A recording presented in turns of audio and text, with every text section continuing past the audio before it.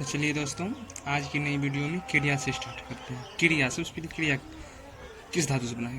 तो क्रिया जो है वो क्रि धातु से बना है। क्रि का अर्थ होता है करना, करना वही क्रिया होता है। धातु क्या होता है?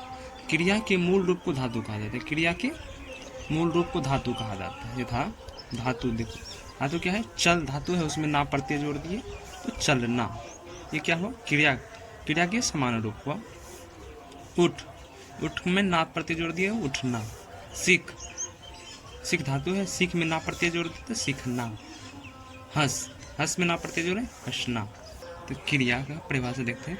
जिस शब्द से किसी काम का होना या करना संकेतित हो उसे क्रिया कहते हैं। वाक्य में कहते हैं। दूसरा है, वाक्य में जिस पद से किसी कार्य के करने या होने का बोध हो उसे क्रिया कहते हैं। तथा प्रणव पढ़ रहा है, क्रिया हो रहा है ना, पढ़ना क्या है? क्रिया है। प्रणव पढ़ रहा है। सीता नाच रही है, इसमें क्रिया क्या है? नाचना क्रिया है। तो सीता नाच रही है। हवा चलती है, तो ये सब जो है क्रियावाचक है। महत्वपूर्ण बिंदु, जिस मूल पद में विकार होने से जो पद बनता है वो क्रिया होता है। जिस मूल पद में विकार होने, मूल पद जैसे चल, मूल पद हो गया धातु, तो उसमें विकार ना प्रत्यय जोड़ दिए तो विकार हुआ। उनसे जो बंध बनता है तो चलना बना, तो वो क्या होता है? क्रिया होता है। जो सभी क्रियापदों का मूल है उसे धातु कहते हैं। धातु किसे कहते हैं? जो सभी क्रियापदों का मूल है वो धातु कहते हैं उसे। क्रियापद के मूल धातु ज्ञात करना। कैसे मूल धातु को पहचानेंगे? तो मध्यम पुरुष का जो सर्वनाम आता है, मध्यम पुरुष में तू आ पाता है, तो तू जो है, इस तू के साथ किसी भी क्रिया का अजार्थक रूप जोड़ना है। इस तू के साथ किसी भी अजार्थक रूप को जोड़ना है। जैसे तू, अब पढ़ना किसी को कहना है तो आज्ञा, आज्ञा देना, क्या कहेंगे? तू पढ़ो, पढ़ना, पढ़ना ये नहीं ना, तू पढ़ो तो नहीं ना, ऐसे हो सकता है तू पढ़ो। तब पढ़ो थोड़े बोलेंगे, शॉर्ट पे बोलेंगे तू पढ़। तू खेल, तू खेल, आज्ञा दे रहे ना, तो तू खेल। तू रो, तू मर, तू जा, तू आ, तू कर, तू चल, तू बैठ, तू सो, तू चढ़, तू मर। यदि ये सब तू लगा के अगर हम उसको करेंगे तो जो है वो मूल पद होगा, यानी धातु होगा। यानी पद, पद पद में होता है, पद का अर्थ होता है धातु। तो पढ़ेगा, सॉरी पद नहीं, पढ़ है। पढ़ क्या है? ये धातु है। पढ़ क्या है? धातु है। तो पढ़ से बनेगा पढ़ेगा। पढ़ूं, पढ़ना, पढ़ता, पढ़ो, ये सब जो है ये क्रिया बन गया, ये सब क्रिया हो गया। तो नोट, किशोरी दास वाजपेयी ने कहा है कि हिंदी का कोई भी क्रियापद धातु में हलंत नहीं होता है, किंतु परीक्षा की दृष्टि से पढ़, ऑप्शन ए में आ गया पढ़, ये सही है हिंदी की दृष्टि से। लेकिन अगर परीक्षा में आ गया, अगर पढ़ भी आ गया और पढ़ भी आ गया, संस्कृत में हलंत होता है, तो हम किसको मान करेंगे? संस्कृत वाले को, यानी कि हलंत वालों को सही करेंगे, इसको नहीं करेंगे। ए में आ गया पढ़ और दूसरा में आ गया पढ़ हलंत वाला, तो इसको हम सही करेंगे। देखो धातु की पहचान। हिंदी व्याकरण में धातु और क्रिया को प्रायः एक ही मान लिया जाता है, किंतु इसमें भेद। क्रिया धातु से निष्पन्न विकारी पद है, कि धातु से क्रिया जो धातु से निष्पन्न यानी कि संपन्न विकारी पद है, जबकि धातु क्रिया का मूल है।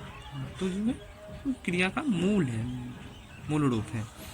किसी भी सामान्य क्रिया के रूप में से ना प्रत्यय को हटाने पर जो अंश बचता है वही धातु होता है। जैसे पढ़ना में से अगर ना प्रत्यय हटा दिए तो पढ़, ये धातु हो गया। संस्कृत में देखें तो पठ हो गया। तैरना में ना का प्रत्यय हटा दिए तो तैर, ये धातु हो गया, तैर धातु हो गया। खाना में ना प्रत्यय देता तो खा, ये धातु हो गया।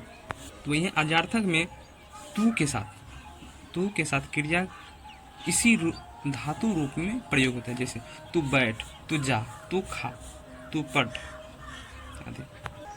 अब देखो, धातु में अगर ना प्रत्यय जोड़ दें, वही धातु में अगर ना प्रत्यय जोड़ दें तो क्रिया का रूप बनेगा। जैसे पठ में अगर ना प्रत्यय जोड़ दिए पढ़ में, तो पढ़ना, ये क्रिया बन गया। किंतु कैसा बना? साधारण रूप या सामान्य रूप या सरल रूप बना। जैसे हंस में अगर ना प्रत्यय जोड़ दिए तो हंसना बना। खेल में ना प्रत्यय जोड़ दिए तो खेलना बना। किंतु इसका वाक्य के अंत में प्रयोग होना चाहिए। क्या बोला? किंतु इसका वाक्य के अंत में प्रयोग होना चाहिए, तब वो साधारण या सरल रूप बनेगा। यथा छुट्टियों में अपना पाठ पढ़ना। पढ़ना क्या हुआ? अंत में आ गया। ये सामान्य रूप या साधारण रूप या सरल रूप है ये क्रिया का। राम मंदिर में जाकर हंसना। राम मंदिर में जाकर हंसना ये सामान्य रूप हो गया, साधारण रूप हो गया। तू घर में जाकर हंसना, तू घर में जाकर खाना, ये सब सामान्य रूप हो गया। किंतु क्रिया के सामान्य रूप का प्रयोग वाक्य के आरंभ अथवा मध्य में कर दिया जाए।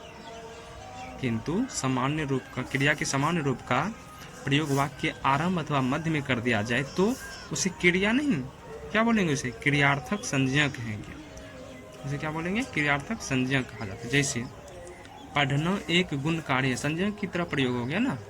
पढ़ना एक गुण है, पढ़ना एक गुण है। यही अगर अंतिम में रहता तो सामान्य वाक्य होता, किंतु ये पहले आ गया तो अब ये क्रिया नहीं, ये क्रियार्थक संज्ञा होगा। सुबह टहलना जीवन वर्धक है, अब मध्य में आ गया तो ये सामान्य क्रिया का प्रयोग बीच में हो गया, तब ये क्रिया नहीं, अब ये क्रिया नहीं रहा, तो अब ये क्या हो गया? ये क्रियार्थक संज्ञा हो गया। तो देखो क्रिया का तीसरा भेद, तीसरा नियम, क्रिया का साधारण रूप हंसना, पिटना, रोना, आना जाना क्रिया नहीं है। क्रिया का साधारण रूप जो है वो ये सब हंसना, पिटना, रोना, आना जाना सब जो है ये क्रिया नहीं है, क्योंकि क्रिया के साधारण रूप के उपयोग से हम किसी वस्तु के विषय में विधान नहीं कर सकते हैं। विधि काल के रूप को छोड़कर, यानी सरल रूप को छोड़कर क्रिया का साधारण रूप जो है वाक्य में संज्ञा का कार्य करता है। इसे हम क्रियार्थक संज्ञा तथा कुछ व्याकरण संज्ञार्थक संज्ञा भी कहते हैं। क्या कहते हैं? बीच में जो आता है वो क्रियार्थक संज्ञा या संज्ञार्थक संज्ञा भी कहते हैं। क्रिया का यह रूप भाववाचक संज्ञा के अंतर्गत आता है। ध्यान रहे, क्रिया का यह साधारण रूप सदैव पुल्लिंग में ही प्रयुक्त होता है। क्रिया का साधारण रूप किसमें प्रयोग होता है? हमेशा पुल्लिंग में ही प्रयुक्त होता है। यथा खेलना एक अच्छा व्यायाम है, तो खेलना साधारण रूप है लेकिन प्रथम आरंभ में ही प्रयोग हो गया, तो ये संज्ञार्थक या क्रियार्थक हो गया। ठीक है, क्रियार्थक संज्ञा। एक अच्छा व्यायाम है, संज्ञार्थक क्रिया है। भाववाचक है ना, यहाँ भाववाचक के रूप में प्रयोग हो गया, भाववाचक के रूप में प्रयोग, तो भाववाचक के रूप में है। और खेलना एक अच्छा व्यायाम है, तो खेलना क्या है? ये पुल्लिंग है, ऐसा पुल्लिंग के रूप में प्रयोग हुआ। अब ये देखो क्रिया संरचना या बनावट या प्रयोग के आधार पर, तो क्रिया का साधारण रूप कब होता है? धातु के साथ अगर ना प्रत्यय जोड़ दे, किंतु वो वाक्य के अंत में होना चाहिए। किसमें? वाक्य के अंत में। धातु प्लस ना जोड़ के क्रिया बना है, वो साधारण रूप है, किंतु शर्त है कि वो वाक्य के अंत में प्रयोग हो। क्रियार्थक संज्ञा, क्रियार्थक या संज्ञार्थक संज्ञा कब होता है? धातु प्लस ना तो साधारण वाक्य है ही, प्रयोग उसका कैसा होना चाहिए? वाक्य के आरंभ या मध्य में। क्रियार्थक या संज्ञार्थक संज्ञा कौन होता है? क्रिया का प्रयोग वाक्य के आरंभ या जब आरंभ या मध्य में हो। और संयुक्त क्रिया आना जाना जो लगा रहता है, इसके भेद हैं 4: मुख्य क्रिया, सहायक क्रिया, संयोजक क्रिया और रंजक क्रिया। इसे देखना है तो व्याकरण से देख लेना, मैया सर की जो बुक है। नाम धातु क्रिया, नाम से ही स्पष्ट है कि ये क्रिया से नहीं बनता होगा, नाम से यानी संज्ञा सबसे बनता है जो क्रिया, कोई नाम धातु क्रिया थे। तो नाम धातु क्रिया संज्ञा, सर्वनाम या विशेषण या अवयव के साथ कोई प्रत्यय जोड़कर, संज्ञा, सर्वनाम, विशेषण, अवयव के साथ जब प्रत्यय जोड़कर कोई क्रिया बनाई जाए तो नाम धातु क्रिया होती है। क्या नाम धातु क्रिया कौन होता है? संज्ञा, सर्वनाम, विशेषण या अवयव के साथ कोई प्रत्यय जोड़कर जब बनाया जाए क्रिया तो वो नाम धातु क्रिया होता है। सजातीय क्रिया, इसमें जो है एक ही क्रिया के दो रूप होते हैं। सजातीय क्रिया में एक ही क्रिया के दो रूप होते हैं जब कर्म और क्रिया दोनों एक ही क्रिया रूप से बने। जैसे सरदारों ने अनेक लड़ाइयाँ लड़ी, लड़ाइयाँ लड़ी क्रिया हो गया, लड़ाइयाँ कर्म हो गया। पूर्वकालिक क्रिया, कर्ता एक होगी, क्रिया के दो रूप होगी। जैसे राम खाना खाकर सो गया, पहले खाना खाया फिर सोया। राम पढ़कर खेलेगा, ये सब पूर्वकालिक क्रिया हो गया। इसमें कौन सा पूर्वकालिक क्रिया होता है? राम खेलेगा, ये पूर्वकालिक हो गया। राम राम खाकर खेलेगा, तो खाकर जो है वो पूर्वकालिक हो गया, फिर खेलेगा। अब क्रिया के विभाजन के दो आधार है, व्युत्पत्ति या रचना के आधार पर और एक कर्म के आधार पर। तो पहले व्युत्पत्ति के या रचना के आधार पर देख लेते हैं। इसके कितने भेद हैं? 4 भेद। कौन कौन? प्रेरणार्थक क्रिया, संयुक्त क्रिया, नाम धातु क्रिया और पूर्वकालिक क्रिया। ये सब पहले हम थोड़ा थोड़ा बता दिए हैं, फिर से इसको डिटेल्स में देखें। प्रेरणार्थक क्रिया, संयुक्त क्रिया, नाम धातु क्रिया और पूर्वकालिक क्रिया। प्रेरणार्थक क्रिया क्या होता है? किसी प्रेरणा से जो कार्य किया जाए वो प्रेरणार्थक क्रिया। संयुक्त क्रिया, नाम धातु जो कि किसी नाम, संज्ञा, सर्वनाम, विशेषण आदि जो बनता है उसमें प्रत्यय जोड़कर जब बनाया जाता है वो नाम धातु क्रिया होता है। और पूर्वकालिक क्रिया बताएं, जो क्रिया पहले संपन्न करने के बाद दूसरा क्रिया में जब लग जाए तो वो पूर्वकालिक क्रिया होता है। तो प्रेरणार्थक क्रिया जब कर्ता स्वयं कार्य न करते हुए अथवा दो प्रेरित कर्ताओं की सहायता से कर्म संपन्न करवाता है। इसका सीधा परिभाषा हम बताते हैं। सीधा क्या? प्रेरणार्थक क्रिया क्या है? जब कर्ता स्वयं कार्य न करे किंतु दूसरे को प्रेरित करके वह कार्य करवाए, वह प्रेरणार्थक क्रिया है। दूसरे को प्रेरणा देकर वह कार्य करवाए। जैसे मालिक नौकर से दरवाजा खुलवाया, ठीक है, नौकर को प्रेरणा दिया कि दरवाजा खोलो तो खोलो। तो यह था, उसमें वाता, वाया, वाती जुड़ा रहता है। जैसे राम धोबी से कपड़ा धुलवाता है, तो राम खुद नहीं धो रहा है, धोबी को बोल रहा है कपड़ा धो दो। तो राम धोबी को प्रेरणा दिया कपड़ा धुलना है, या प्रेरित किया, तो राम धोबी से कपड़ा धुलवाता है।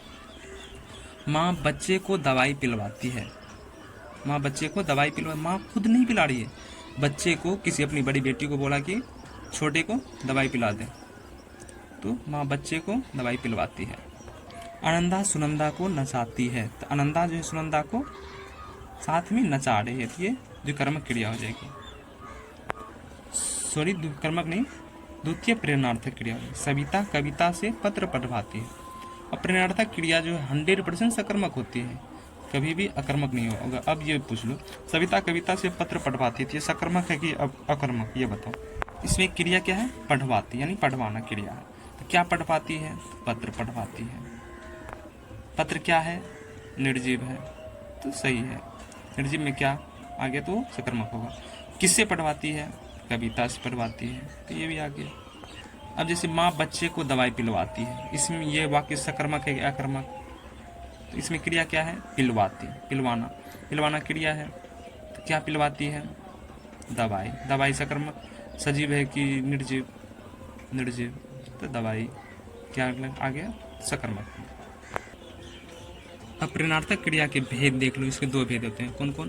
प्रथम प्रेरणार्थक क्रिया और द्वितीय प्रेरणार्थक क्रिया। प्रथम प्रेरणार्थक क्रिया क्या होता है? जब प्रेरक कर्ता कार्य में स्वयं भी सम्मिलित होता है। तो प्रेरणार्थक क्रिया की परिभाषा देख लिए थे, जब कर्ता स्वयं कार्य न करते हुए 2 प्रेरित अथवा प्रेरित कर्ताओं की सहायता से कर्म को संपन्न करवाता है। किसी को प्रेरणा देता है कार्य करने के लिए, कभी कभी वो खुद भी लग जाता है, या किसी की मदद से वो कार्य करवाता है, तो वो प्रेरणार्थक क्रिया है। इसके कितने भेद हैं? 2 भेद हैं। कौन कौन? तो इसके भेद हैं प्रथम प्रेरणार्थक क्रिया और द्वितीय प्रेरणार्थक क्रिया। कौन कौन? प्रथम प्रेरणार्थक क्रिया और द्वितीय प्रेरणार्थक क्रिया। तो प्रथम प्रेरणार्थक क्रिया क्या है? जब प्रेरक कर्ता कार्य में स्वयं भी सम्मिलित हो, जो प्रेरणा दे रहा है, प्रेरक है, वो कार्य में स्वयं भी सम्मिलित हो जाता है, तो प्रथम प्रेरणार्थक हो गया। तो जैसे माँ आयुष को सुलाती है, माँ खुद आयुष को लेकर बेड पे अपने बच्चों को गोद में लेके सुला रही है, तो माँ भी सम्मिलित है उसमें, माँ भी। अर्नब अर्नब को हंसाता है, तो अर्नब जो है अर्नब को हंसाता कैसे है? ऐसे नहीं बोलेगा हंस तो हंस, अर्नब भी हंस रहा है, अर्नब भी हंस रहा है, तो दोनों सम्मिलित हैं। अनंदा शीला को रुलाती है, अनंदा शीला को रुलाती है, शीला खुद नहीं रो रही है लेकिन अनंदा उसको रुला रही है, तो अनंदा भी सम्मिलित है, प्रेरक भी सम्मिलित है। माँ मोहन को आम खिलाती है, मोहन खुद नहीं खा रहा है, माँ खिला रहा है अपने हाथों से, या डंडा लेके खड़ा है, खा तो खा। तो ये सब हो जाएगा प्रथम प्रेरणार्थक क्रिया। अब आ जाता है द्वितीय प्रेरणार्थक क्रिया। द्वितीय प्रेरणार्थक क्रिया क्या है? जब प्रेरक कर्ता कार्य में स्वयं सम्मिलित ना हो। तो प्रेरक कर्ता जो कार्य में स्वयं सम्मिलित ना हो, बस किसी को प्रेरणा दे दिया वो कार्य करेगा। जैसे माँ आया से आयुष को सुलवाती है। माँ नहीं सुला रही है, आया को बोल दिया अपनी बड़ी बेटी को, आया आयुष को जाओ सुला दो। तब आया उस जगह पे आयुष को लेके जा रही है सुलाने के लिए। तो आया और आयुष दोनों सो रही है, माँ सिर्फ बोल दिया, प्रेरणा दे दिया। तो माँ एक क्रिया प्रेरणा दे रहा है, दूसरा आया काम में लग गया। तो ये द्वितीय क्रिया हो गई, दो क्रिया। तो द्वितीय प्रेरणार्थक समझ गया। तो पर्णव करण से अर्णव को हंसाता है। पर्णव नहीं हंस रहा है, पर्णव नहीं गया उसे हंसाने, पर्णव ने करण को बोला जाओ अर्णव को हंसाओ, रो रहा है। तो पर्णव करण से अर्णव को हंसवाता है। द्वितीय प्रेरणार्थक क्रिया है। जब प्रेरक कर्ता कार्य में स्वयं सम्मिलित न हो, द्वितीय प्रेरणार्थक क्रिया। जैसे अनंदा सुनंदा से शीला को रुलवाती है। अनंदा सुनंदा से शीला को रुलवाती है। माँ मौसी से मोहन को आम खिलवाता है। माँ जो है वो मौसी से मोहन को आम खिलवाती है। तो द्वितीय प्रेरणार्थक क्रिया। ये सब तो हमको लगता है आसान से समझ जाओगे सब। प्रेरणार्थक क्रिया बनाने के नियम क्या हैं, देखना पड़ेगा ना गुरु। तो मूल धातु के अंत में आ जोड़ने से प्रथम प्रेरणार्थक और वा जोड़ने से द्वितीय प्रेरणार्थक रूप बनता है। जैसे मूल धातु क्या है? चल। चल में आ प्रत्यय जोड़ दिए तो चलना। चल में आ प्रत्यय जोड़े, आ या ना। तो चल में आ जोड़ते चला, चलाना होता, चलाना होता। द्वितीय प्रेरणार्थक चलवाना। उठ से वा जोड़े आ जोड़े तो उठाना। उठना ये सरल रूप है ना, वहाँ जो समझे थे। तो आ प्रत्यय जोड़े ना, उठाना और उठवाना। उठ से उठाना उठवाना। प्रथम प्रेरणार्थक उठाना और द्वितीय उठवाना। पढ़ाना पढ़वाना। पढ़वाना क्या है? खुद नहीं पढ़ा रहे तो किसी और से नहीं पढ़वाएगा ना जी, तब तो द्वितीय प्रेरणार्थक होगा। दौड़ से दौड़ाना, मतलब साथ में लेके दौड़ रहे हैं तो प्रथम प्रेरणार्थक होगा। दौड़वाना ये द्वितीय प्रेरणार्थक होगा। किसी को बोलते हैं उसे दरबाओ। हर्ष से हंसाना, यानी खुद हंसा रहा है तो प्रथम प्रेरणार्थक। और हंसवाना, किसी और से हंसवाएगा, हंसवाना ये द्वितीय प्रेरणार्थक क्रिया हो गया। चल से चलना चलवाना। उठ उठाना उठवाना, किसी को उठाना, अगर सोया है तो उसे खुद उठा रहा है तो उठाना प्रथम प्रेरणार्थक हो गया। किसी और से उठवा रहा है तो उसे उठवाना, ये द्वितीय प्रेरणार्थक हो गया। पढ़ से पढ़ना पढ़ाना पढ़वाना। दौड़ से दौड़ाना दौड़वाना। हंस से हंसाना हंसवाना। अब संयुक्त क्रिया को देखते हैं। तो संयुक्त क्रिया क्या है, पीछे भी बताए थे, यहाँ देख लो। किसी वाक्य में दो या दो से अधिक धातुओं से बनने वाली क्रिया को संयुक्त क्रिया कहते हैं। एक और है, ये देखो अच्छा से, दो या दो से अधिक भिन्न भिन्न अर्थों वाली क्रियाएं, दो या दो से अधिक भिन्न भिन्न अर्थों वाली क्रियाएं मिलकर जब वाक्य में एक पूर्ण क्रिया का निर्माण करती है। जब दो भिन्न भिन्न अर्थों वाली क्रियाएं मिलकर वाक्य में जब एक पूर्ण क्रिया का निर्माण करती है तो उसे संयुक्त क्रिया कहते हैं। जैसे चल पड़ा, रो दिया, खा लिया, बोलना चाहिए, भागने लगा। जैसे कि है लुटेरों ने पूरे क्षेत्र को लूट लिया, तो लूट हुआ, लूटना और लेना। तो लूटना भी क्रिया हुआ, लेना भी क्रिया हुआ। हमें सत्य बोलना चाहिए। चोर पुलिस को देखकर भागने लगा। ये लुटेरों ने पूरे क्षेत्र को लूट लिए तो हो ही गया। और नाम धातु, नाम धातु के बारे में तो पीछे पहले बता दिए थे बहुत बढ़िया से, फिर देख लो। वे क्रियाएं जो संज्ञा, सर्वनाम या विशेषण में प्रत्यय जोड़कर बनाया जाता है। क्या नाम धातु स्पष्ट हो रहा है ना, नाम। तो ये क्रिया जो है क्रिया से नहीं बनता है। वे क्रियाएं जो संज्ञा, सर्वनाम या विशेषण में प्रत्यय जोड़कर बनाया जाता है वो नाम धातु क्रिया है। जैसे संज्ञा से नामिक धातु का निर्माण, तो संस्कृत शब्दों में ना प्रत्यय जोड़कर बनाया जाता है। जैसे उद्धार, संस्कृत शब्दों है ये सब। उद्धार में ना प्रत्यय जोड़ा उद्धारना। धिक्कार से धिक्कारना। स्वीकार में ना प्रत्यय जोड़ा स्वीकार स्वीकारना। अनुराग में ना प्रत्यय जोड़ा अनुरागना। हिंदी शब्दों से शब्द के अंत में आ जोड़कर और प्रारंभिक स्वर को हर्ष कर, जैसे अपना से अपनाना, आ प्रत्यय जोड़ दिए अपनाना। पानी से पनियाना, आता हटा दिए पनियाना। ड्रिश से ड्रिशना। लाठी से आकार हटा दिए हर्ष को करेंगे अब। लाठी से लठियाना, हाथ से हथियाना। सर्वनाम से नामिक धातु का निर्माण, अपना से अपनाना, मैं से मिमियाना।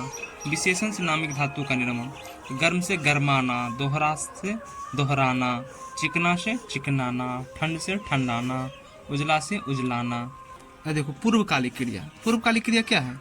मतलब ऐसा क्रिया जो कि पहले हो गया, अब कोई दूसरा कार्य में लग गया, तो पहले जो समाप्त हो गया वो पूर्वकालिक क्रिया है। तो परिभाषा देखो, जब किसी वाक्य में कर्ता एक क्रिया समाप्त करते ही दूसरी क्रिया में लग जाए तो पहले समाप्त होने वाली क्रिया जो है वो पूर्वकालिक क्रिया होगी।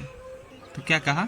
जब वाक्य में कर्ता जो है एक क्रिया को समाप्त करने के बाद दूसरी क्रिया में लग जाए तो पहले जो समाप्त हुई है क्रिया वो पूर्वकालिक क्रिया होगी। जब किसी वाक्य में दो क्रियाएं प्रयुक्त हुई हो तथा उनमें से एक क्रिया दूसरी क्रिया से पहले संपन्न हुई हो, एक क्रिया जो है दूसरी क्रिया से पहले संपन्न हुई हो, तो पहले संपन्न होने वाली क्रिया जो है वो पूर्वकालिक क्रिया कहलाते हैं। यथा पहली क्रिया में या पूर्वकालिक क्रिया में कर या के या कर के लगना आवश्यक है। जैसे धर्मेंद्र पढ़कर सो गया, कर लगा है ना, पढ़ कर सो गया, यानी पहले पढ़ा फिर सोया तो अब सो रहा है। तो पहले कौन समाप्त हुआ? पढ़कर, यह पूर्वकालिक क्रिया है।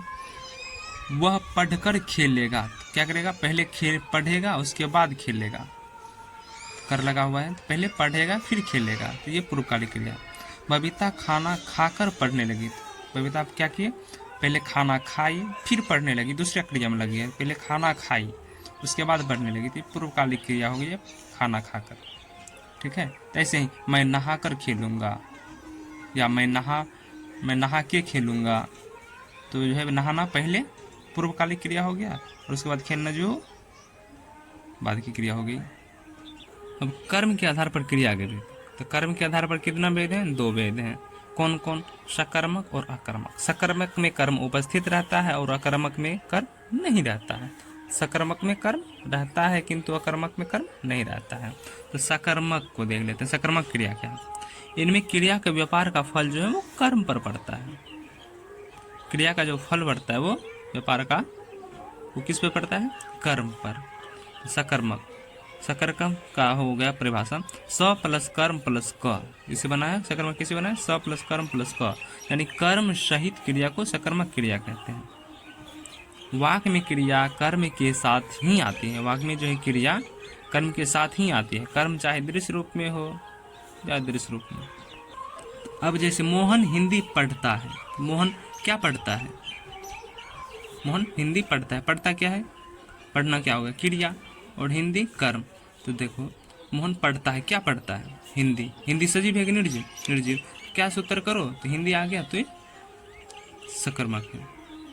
तो इसके लिए हम पहले कैसे पहचानेंगे सकर्मक है क्या कर्मक? इसके लिए तुरंत बता देते हैं। तो अकर्मक और सकर्मक क्रिया की पहचान कैसे करेंगे? तो सकर्मक को जैसे पहचानना है तो कैसे पहचानेंगे? वाक्य जब क्या किसे किसको का उत्तर दे तब वह सकर्मक होगा। वाक्य में जब क्या किसे किसको का उत्तर दे तब वह क्या होगा? सकर्मक होगा। पर शर्त है कि क्या का जो है जवाब देगा अगर, तो वो सजीव नहीं निर्जीव होना चाहिए। क्या है? निर्जीव होना चाहिए, वह कर्मक। वाक्य जब क्या किसे किसको का उत्तर ना दे तो वह कर्मक है। अब उदाहरण के लिए देख लेते हैं। जैसे राम कहानी लिखता है, तो राम क्या लिखता है? लिखना क्रिया होगा। राम क्या लिखता है? लिखना क्रिया है ना, तो इस क्रिया लगने से सवाल करेंगे क्या लिखता है? कहानी। कहानी क्या है? सजीव है कि निर्जीव? निर्जीव। क्या का जवाब दे रहा है ना, क्या लिखता है, तो क्या कहानी। अब जैसे कि शेर ने बकरी को खाया, तो खाना क्या है? क्रिया है। तो किसको खाया? क्या खाया? शेर ने बकरी को खाया, क्या खाया? बकरी खाया। तो क्या का जवाब दे रहा है? ये बकरी। रुक जाए, ये वाला उदाहरण थोड़ा इसके बाद बताएंगे। जैसे चिड़िया आकाश में उड़ती है, तो क्रिया क्या है? उड़ना। क्या है? उड़ना। तो क्या उड़ती है? क्या उड़ती है? क्रिया क्या है इसमें? उड़ती। तो उड़ती है, चिड़िया आकाश में उड़ती है, तो क्या उड़ती है? तो चिड़िया। चिड़िया क्या है? सजीव की निर्जीव? सजीव है। तो इसके लिए क्या का प्रयोग हो गया? तो ये अकर्मक हो गया ना। क्या हो गया? अकर्मक। जैसे अमिता पत्र पढ़ती है, तो अमिता पत्र पढ़ती है, पढ़ती क्या है? क्रिया है। तो क्या पढ़ती है? पत्र। तो क्या का जवाब पत्र दिया जाता है? पत्र निर्जीव है, तो चल सही है। श्याम ने रोहन को पीटा, पीटना क्रिया है। तो श्याम ने रोहन को पीटा। क्या पीटा? क्या पीटा तो नहीं होगा, किसको पीटा? देखिए किसको पीटा? रोहन को पीटा। किसको? रोहन को पीटा। तो सही है, सकर्मक है ये। कर्म, कर्म का जो रिप्रेजेंट करेगा किसको से आएगा उत्तर? तो चिड़िया आकाश में उड़ती है तो बता दिए। शेर ने बकरी को खाया, तो बकरी को खाया, तो क्या खाया? बकरी। किसको खाया? कुछ कर्म। किसको खाया? तो बकरी को खाया। सकर्मक हो गया। अब ये जैसे देख लो, सकर्मक क्रिया की पहचान। क्या सकर्मक में जवाब करना है कौन, किसे, किसको से और क्या से। क्या का जवाब अगर निर्जीव आए तो सकर्मक होगा, किंतु सजीव नहीं आना चाहिए। सजीव अगर आ जाए तो निर्जीव होगा। और कौन, किसे, किसको से जवाब कर सकते हैं। जैसे कौन, अगर कौन से जवाब करेंगे तो वो कर्ता का उत्तर आएगा। किसे का करेंगे तो कर्म का, किसको का करेंगे तो भी कर्म का, कौन से करेंगे तो कर्ता का आएगा। कौन से अगर हम करेंगे तो कर्ता आएगा, किसे और किसको करेंगे तो वो कर्म आएगा। जैसे उसमें अभी बताए ना, श्याम ने रोहन को पीटा, तो किसको पीटा? क्या? किसको पीटा? तो रोहन को पीटा। और किसे पीटा? कुछ किसे पीटा? तो रोहन को पीटा। लेकिन इसमें आया कौन पीटा। कौन से करेंगे तो हम कौन का हम उपयोग करेंगे तो कर्ता का आएगा। तो श्याम ने रोहन को पीटा, तो कौन पीटा, है ना? रोहन को पीटा, पीटा कौन पीटा? तो वो श्याम पीटा, ये करता है। उसी प्रकार बच्चे क्रिकेट खेलते हैं, खेलना क्रिया है। तो क्या खेलते हैं? क्रिकेट। क्रिकेट क्या है? सजीव है कि निर्जीव? निर्जीव है। तो क्या खेलते हैं? क्रिकेट। अब इसी में हम कर्ता को ढूंढना चाहे तो कर्ता के लिए क्या बताया था? कौन का प्रयोग। कौन से प्रश्न करोगे, कौन से अगर प्रश्न करोगे तो वो कर्ता आ जाएगा। तो कौन खेलते हैं? तो बच्चे खेलते हैं, ये कर्ता हो गया। उस जगह थोड़ा बताए थे तो एक बार और देख लो। ये नोट वाला नहीं बताया था। क्या, क्या का उत्तर अगर सजीव आए तो अकर्मक होगा, किंतु निर्जीव या छोटे कीड़े मकोड़े आए तो सकर्मक होगा। ये देखो सकर्मक, अगर क्या से प्रश्न करने पर निर्जीव आए तो वो सकर्मक होगा, किंतु क्या से प्रश्न करने पर अगर सजीव आए तो अकर्मक हो जाएगा। अगर कौन से प्रश्न करेंगे तो कर्ता का जवाब आएगा। किसे और किसको से प्रश्न करेंगे तो कर्म आएगा। जैसे राम कहानी लिखता है, क्या करता है? राम कहानी लिखता है। तो क्या लिखता है? क्या प्रश्न किए? कहानी। कहानी क्या है? सजीव है कि निर्जीव? निर्जीव। आते हम लोग बच्चे क्रिकेट खेलते हैं, तो क्या खेलते हैं बच्चे? क्रिकेट खेलते हैं। अब कर्ता को ढूंढना है तो कौन खेलते हैं? तो बच्चे। बच्चे क्या है? कर्ता है।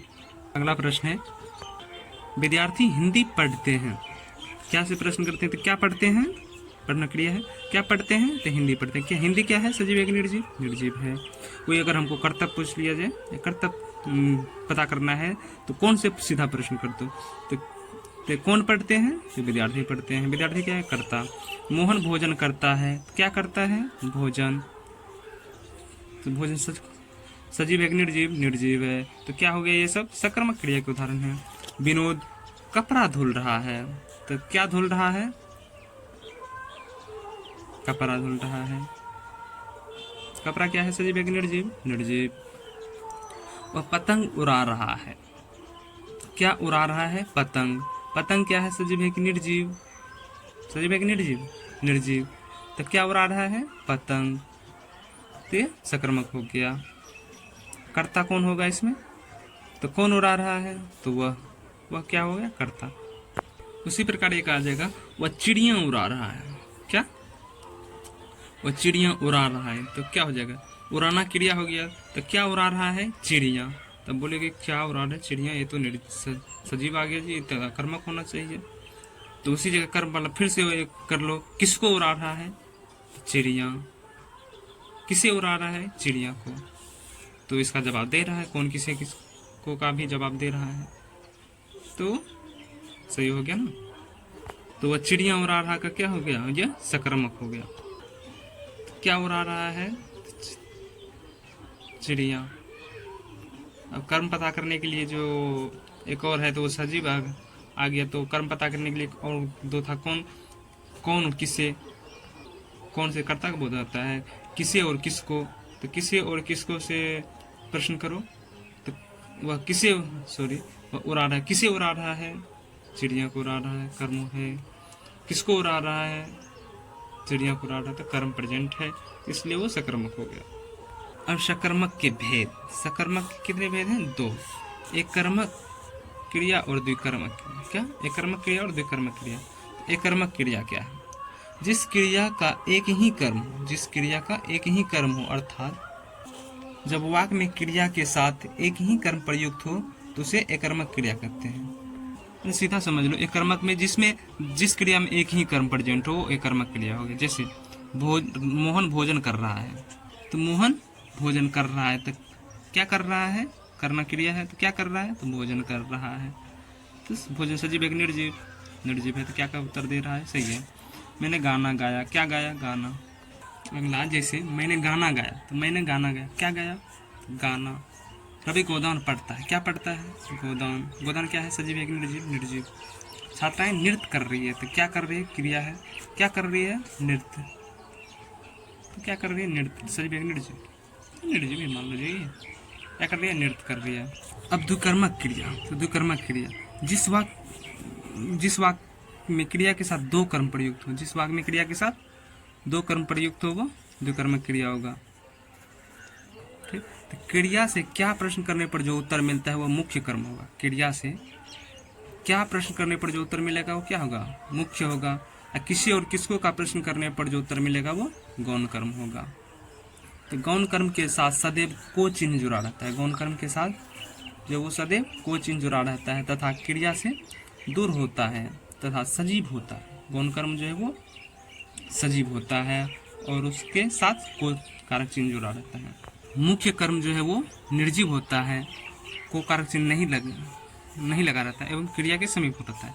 इसी तरह समझो, मुख्य कर्म जो वो निर्जीव होता है और क्रिया के समीप होता है। यानी देखो, गौण कर्म और मुख्य कर्म। गौण कर्म क्रिया से दूर होता है, गौण कर्म जो क्रिया से दूर होता है वो को कारक चिन्ह लगा रहता है और सजीव होता है।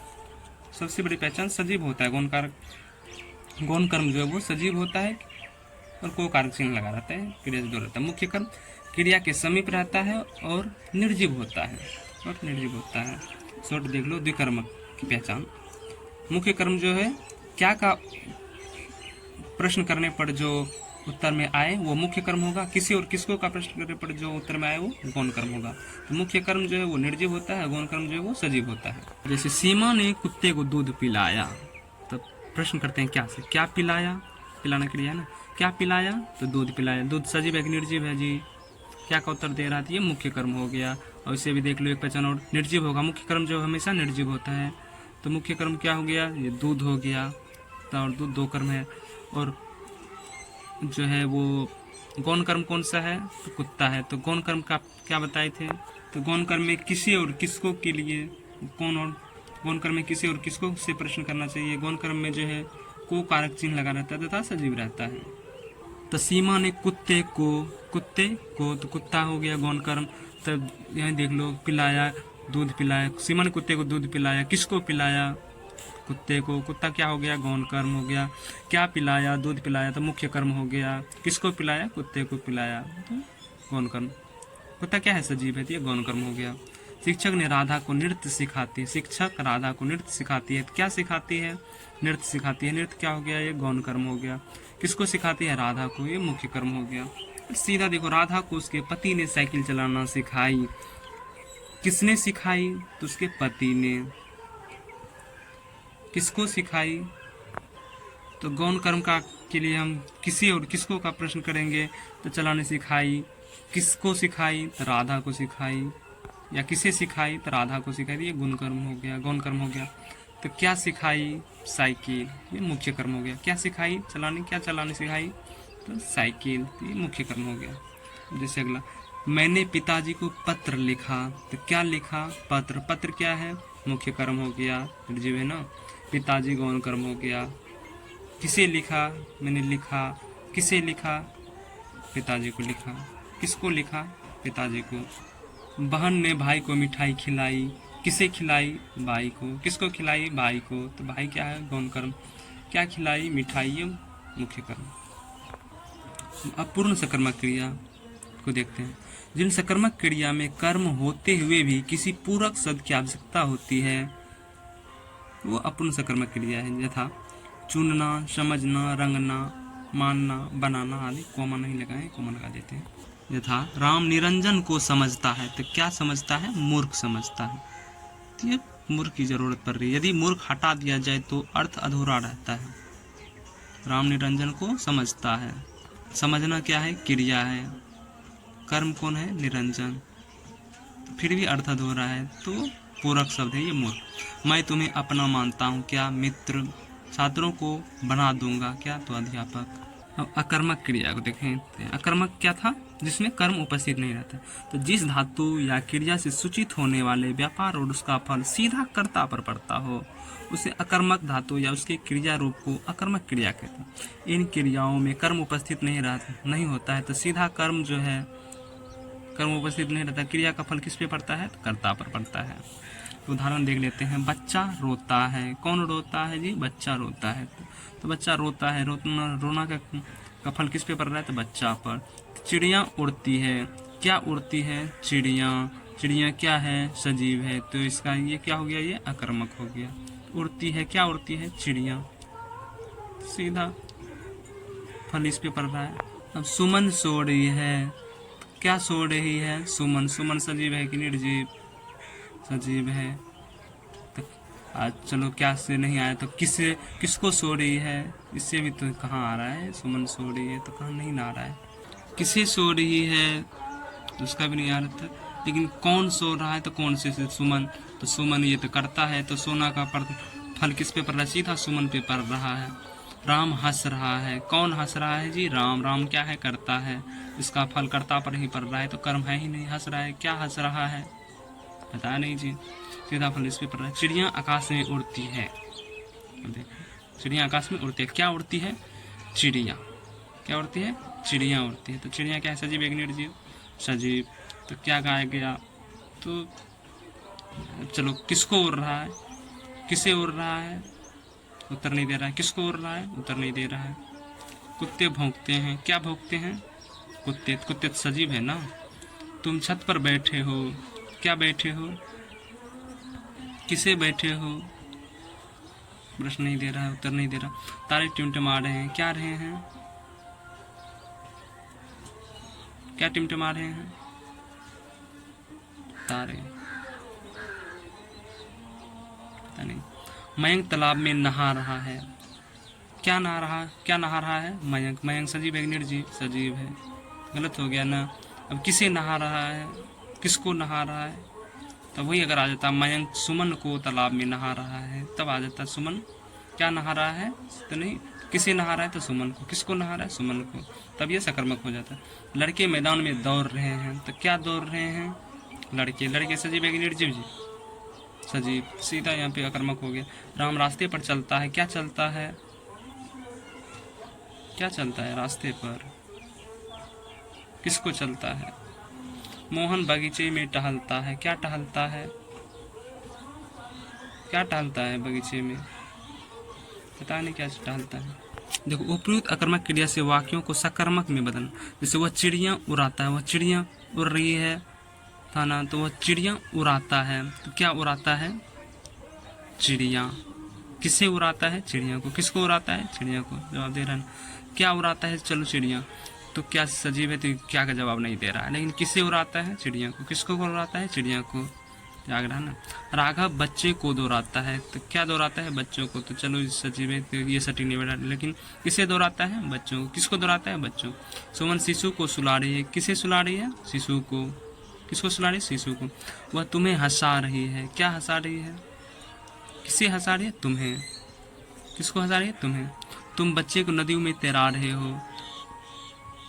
तो किसे तैरा रहे हो? नदी में किसे तैरा रहे हो? बच्चे को। वो अपनी बहन को रुला रही है। किसे रुला रही है? बहन को।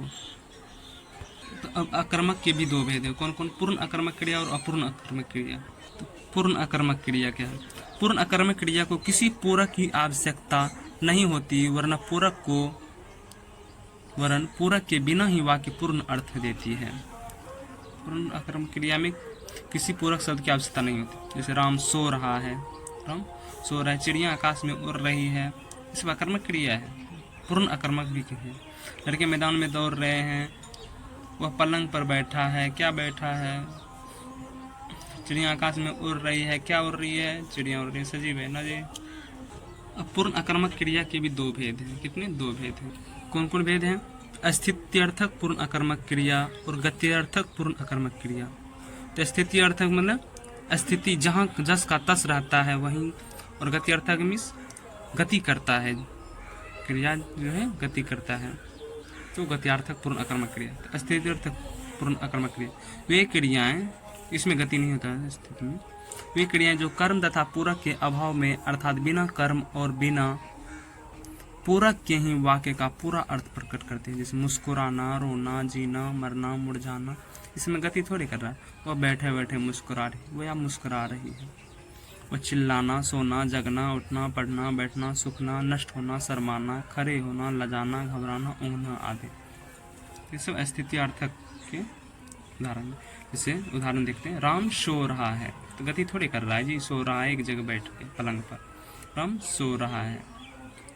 अब बताओ ये अकर्मक एक सकर्मक। तो सो रहा है, सो रहा है, क्या सो रहा है? राम। किसे सो रहा है? पता नहीं जी। किसको सो रहा है? पता नहीं, तो अकर्मक क्रिया है। सीता बैठी है, तो बैठी है, तो गति थोड़ी ना कर रही है, तो स्थित्यार्थक हो गया। भिखारी चिल्ला रहे हैं, भिखारी चिल्ला रहे। अब बताओ ये सकर्मक है क्या कर्मक? तो भिखारी चिल्ला रहे, कौन चिल्ला रहे? तो भिखारी, तो ये तो करता है ही, लेकिन क्या चिल्ला रहे हैं? भिखारी। भिखारी सजीव है जी कि निर्जीव?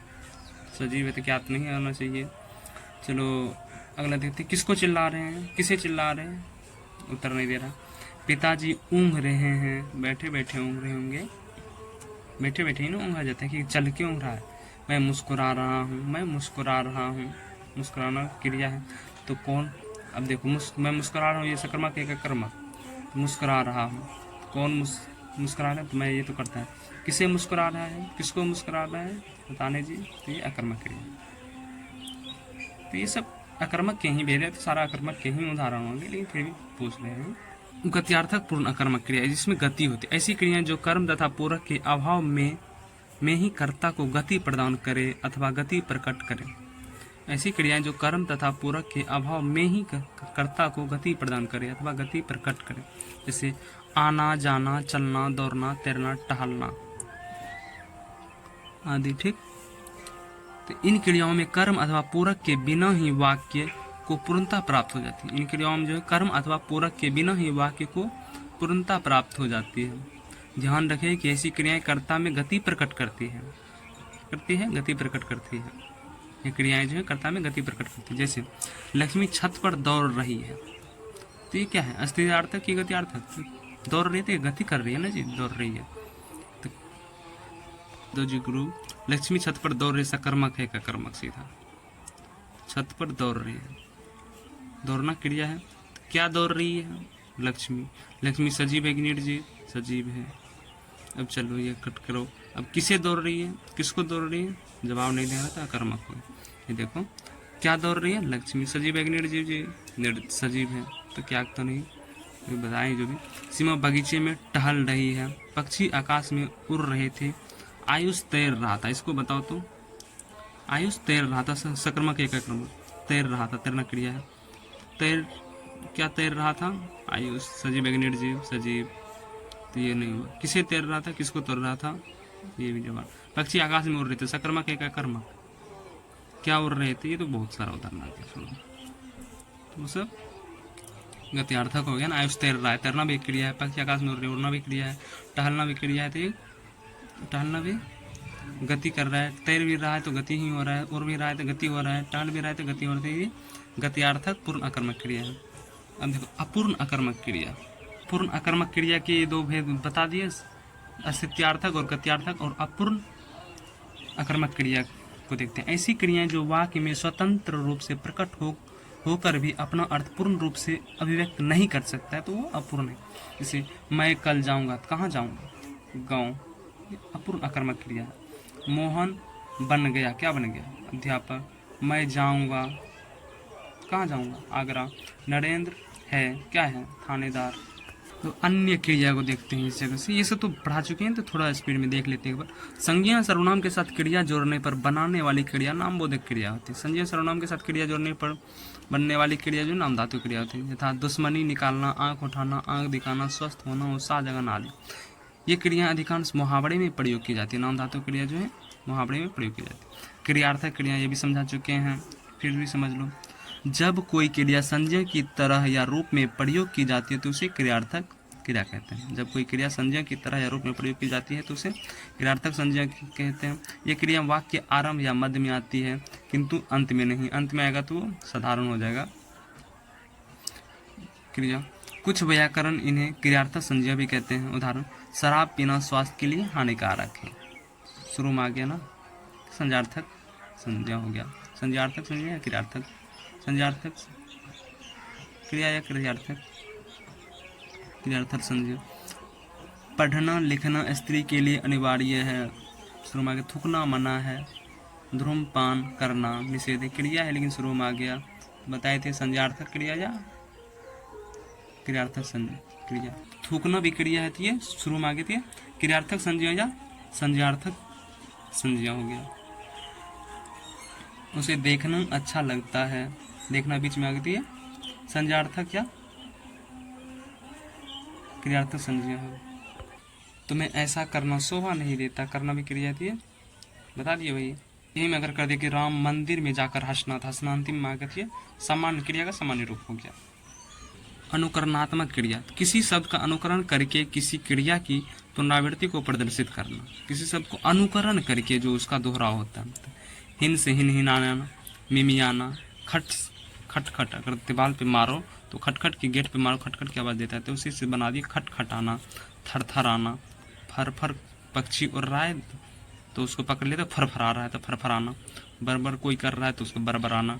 टिमटिमाना, टिमटिम तारे कर रहे हैं तो टिमटिमाना। भिन भिनाना, बुदबुदाना, गुर्राना, झंझाना, टर्राना, गुनगुनाना, फुसफुसाना। कोई फुसफुस कर रहा है तो बोलते फुसफुसाना। सजातीय क्रिया, ऐसी क्रिया जहाँ कर्म तथा क्रिया दोनों एक ही धातु से बनकर प्रयुक्त हो रहे हो। ऐसी क्रिया जहाँ कर्म तथा क्रिया दोनों एक ही धातु से बनकर प्रयुक्त हो रहे हो। सरदारों ने अनेक लड़ाइयाँ लड़ी, तो लड़ाइयाँ कर्म है, लड़ी क्रिया है। लड़ाइयाँ कर्म है, सकर्मक। अच्छा बोल दे कि ये कैसा है।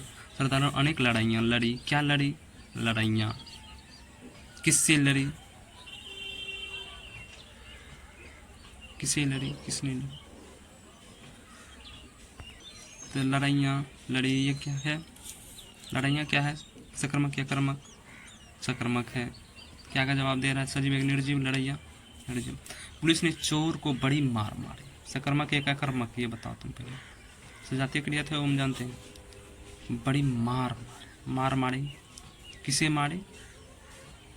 चोर को। क्या मारी? बड़ी मार। किससे मारी? चोर को। किसको मारी? चोर को। जवाब दे रहा है ना, किसी और किसको का। बच्चे खेल खेलते हैं, सकर्मक है। प्रिय आज फीकी हंसी हंसते होती है, ये सब सकर्मक है। यहाँ देख लो नोट में, सजातीय क्रिया हमेशा सकर्मक होती है। सजातीय क्रिया जो वो हमेशा क्या होगी? सजातीय क्रिया जो वो हमेशा सकर्मक क्रिया होती है। कृदंत क्रिया, वे क्रियापद जो क्रिया शब्दों के साथ प्रत्यय लगाने पर बनते हैं, जैसे अंत में ता हुआ, ता हुई, ते ते आदि। उदाहरण, घोड़ा तेज दौड़ता हुआ जा रहा है, तो दौड़ता हुआ जा, दौड़ता हुआ क्या है? कृदंत है, जा क्रिया है। वो खेलते हुए गिर गया, खेलते हुए क्या? कृदंत है, गिर गया। अब क्रिया का महत्व देखते हैं।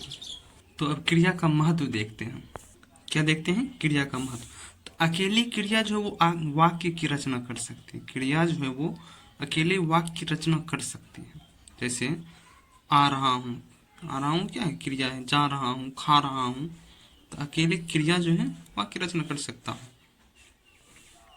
कर्ता कर्म से वाक्य रचना नहीं हो सकती है। कर्ता कर्म से वाक्य रचना नहीं हो सकती है जब तक कि उसमें क्रिया ना हो। तो कर्ता कर्म क्रिया में अगर कोई प्रधान पूछ दे तो क्या होगा?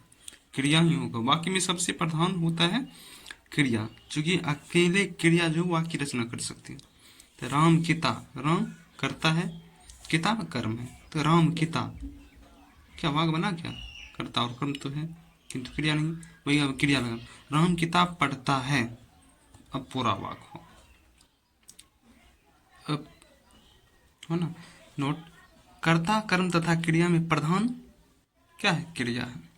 किंतु एक आदर्श वाक्य में कर्ता कर्म क्रिया सभी प्रधान होते हैं, लेकिन अगर देखा जाए तो क्रिया मुख्य रूप से प्रधान है।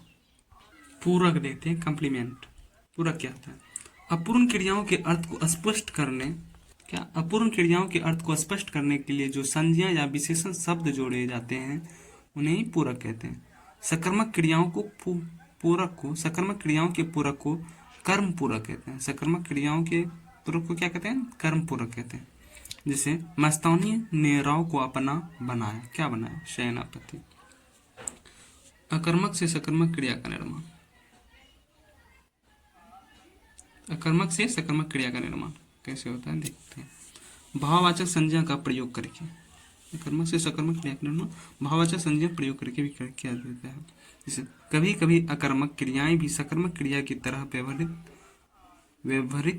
व्यवहृत होती हैं, विशेषकर जब उनके साथ अकर्मक क्रिया द्वारा बनी भाववाचक संज्ञाएं प्रयुक्त होती हैं। उन्हें सजातीय क्रिया भी कहते हैं। सजातीय क्रिया, मीरा जोर से हंसी, इसको छोड़ो, यह कर्मक क्रिया है। मीरा जोर से हंसी हंसी, हंसी हंसी सकर्मक। सरदारों ने अनेक लड़ाइयां लड़ी, सरदारों ने अनेक लड़ाइयां लड़ी।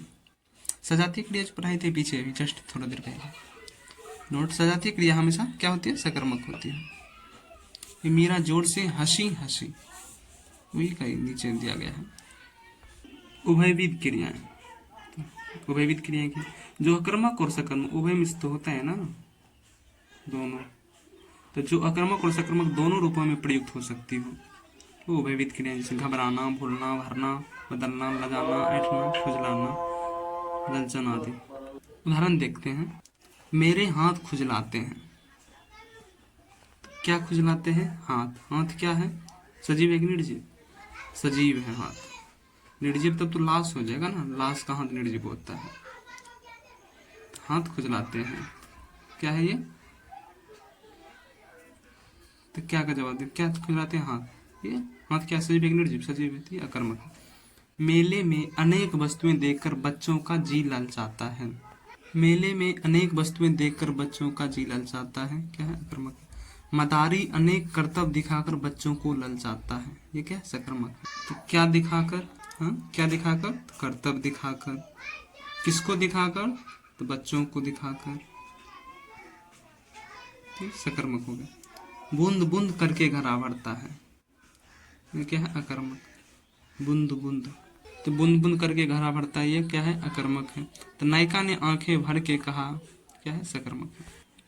क्रिया रूप में परिवर्तन करके, अकर्मक क्रिया के साथ कर्म लगाकर तथा क्रिया रूप परिवर्तन करके भी उन्हें सकर्मक बनाया जा सकता है। जैसे अकर्मक और सकर्मक। लड़का रोता है तो क्या है? ये अकर्मक है। तो सकर्मक कैसे बनाएंगे? वह औरत बच्चे को रुलाती है।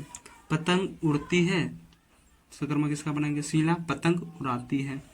बच्चा सोता है, इसका सकर्मक बनाएंगे। पिता बच्चे को सुलाता है, पिता बच्चे को सुलाता है। क्या सुलाता है? बच्चे। क्या है? बच्चे में तो क्या नहीं। किसे सुलाता है? किसे सुलाता है? बच्चे को। किसको सुलाता है? बच्चे को। जवाब दे रहा है प्रश्न करने पर क्रिया के साथ सकर्मक बन गया ना। युवती शर्माती है, युवती शर्माती है। क्या शर्माती है? युवती। किसे शर्माती? किसको शर्माती है? नहीं आ रहा है ना, तो ये अकर्मक है। उसका मुख चांद को शर्माता है, क्या शर्माता है? चांद को शर्माता है। किसको शर्माता है? चांद को। किसे शर्माता है? चांद को। ऊंट दौड़ता है, क्या दौड़ता है? ऊंट। ऊंट सजीव है निर्जीव? सजीव है, तो क्या तो उत्तर नहीं आना चाहिए। मोहन ऊंट दौड़ाता है, तो क्या दौड़ाता है? ऊंट। सजीव है निर्जीव? सजीव है। तो चलो, किसे दौड़ाता है? ऊंट को। किसको दौड़ाता है? ऊंट को। जवाब मिल रहा है, तो सकर्मक हो गया। प्रेरणार्थक क्रिया में बदलकर, किसी भी अकर्मक क्रिया को प्रेरणार्थक बना दिया जाए तो वह सकर्मक हो जाती है। प्रेरणार्थक क्रिया 100% जो है वो सकर्मक क्रिया होती है, पहले भी बता चुके। प्रेरणार्थक क्रियाएं भी सकर्मक प्रथम प्रेरणार्थक तथा द्विकर्मक द्वितीय प्रेरणार्थक क्रियाएं बनाई जाती हैं। अकर्मक से सकर्मक और द्विकर्मक, जैसे गिरना से गिराना और गिरवाना, हंसना से हंसाना हंसवाना, लड़ना से लड़ाना लड़वाना, दौड़ना से दौड़ाना दौड़वाना, तैरना से तैराना तैरवाना, मरना से मारना मरवाना। अब सहायक क्रिया हेल्पिंग वर्ब क्या होती है? जो क्रिया मुख्य क्रिया की काल रचना में सहायता करती है वो सहायक क्रिया है। जो क्रिया मुख्य क्रिया की काल रचना में सहायता करती है, तो मुख्य क्रिया की सहायक रूप में आकर उसके अर्थ को पूर्णता प्रदान करती है। ये क्रियाएं मुख्य क्रिया के साथ ही प्रयुक्त होती है। जो मुख्य क्रिया नहीं होती वहाँ सहायक क्रिया भी नहीं होती। क्या बोला? ये मुख्य क्रियाओं के साथ ही प्रयुक्त होती है। जहाँ मुख्य क्रिया नहीं होती वहाँ वह सहायक क्रिया भी नहीं होती। तो ये जो हेल्पिंग वर्ब है वो मुख्य क्रिया के साथ ही प्रयुक्त होती है। काल संबंधी ज्ञान के लिए भी सहायक क्रिया का प्रयोग किया जाता है। काल संबंधी ज्ञान के लिए भी सहायक क्रिया को गौण क्रिया भी कहा जाता है। कैसा? गौण क्रिया भी कहा जाता है हेल्पिंग वर्ब को सहायक क्रिया। जैसे राम उठ बैठा, तो बैठा क्या है? सहायक क्रिया। वह जाता है क्या है? सहायक क्रिया। निरंजन पढ़ता था क्या है? सहायक क्रिया। मैं तैयार हूँ क्या? सहायक क्रिया। धातु की पहचान, हिंदी व्याकरण में धातु की पहचान ये तो हम पहले भी थोड़ा देर अभी पहले ही बताए हैं, फर्स्ट में ही शुरू में ही, तो फिर से देख लो। धातु व्याकरण में धातु और क्रिया को प्रायः एक ही मान लिया जाता है, किंतु इसमें भेद है। क्रिया धातु से निष्पन्न विकारी पद है, जबकि धातु क्रिया का मूल रूप है। किसी भी सामान्य क्रिया रूप में से ना प्रत्यय को हटाने पर जो अंश बचता है वही धातु होता है। तो पढ़ना में ना प्रत्यय हटा दिए तो पढ़ धातु हो गया। तैरना में ना को हटा दिए तैर धातु है। खाना में ना प्रत्यय जोड़ दिए खा, ये धातु है। आज्ञार्थक आज्ञा अर्थ में तू के साथ क्रिया किसी धातु रूप का प्रयोग होता है, जैसे तू बैठ, तू जा, तू खा, तू पढ़। और द्विकर्मक क्रिया को देखते हैं।